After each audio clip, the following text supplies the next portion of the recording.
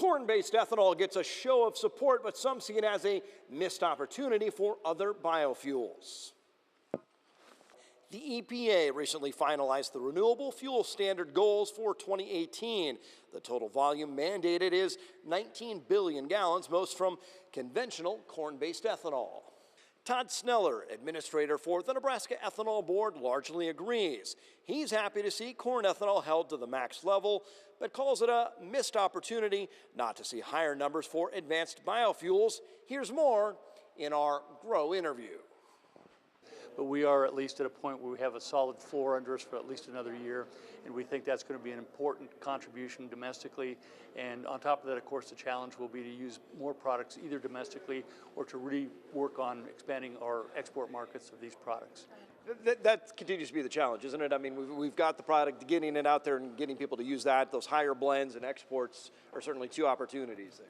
Well, domestically, what we're trying to do, particularly in states like Nebraska, is expand our fueling infrastructure to make sure that more of these ethanol options are available to consumers in a wide variety of areas across the state. We think in terms of encouraging people to use the variety of ethanol fuels that are out there. Right. State government's taken an important lead, we think, and shifted from E10 use, which is used since the 1970s, to using E15 now. And that's been a remarkable transformation, a seamless change of fuels. And every car, 2001 and newer can use it. I have a car that's like a 2012, and I put it in there and have no problem. It's said by EPA to be the most widely tested fuel ever, so we are seeing consumers who are able to get E15 and realizing significant cost savings and improvements in performance, and we decided that the state government can be good in terms of providing leadership in that area, so they're focusing now either on flex fuel vehicles and E85 or use of E15 in all conventional vehicles. The other thing we're trying to do is continue to work on issues that allow us to remove roadblocks to exporting these products.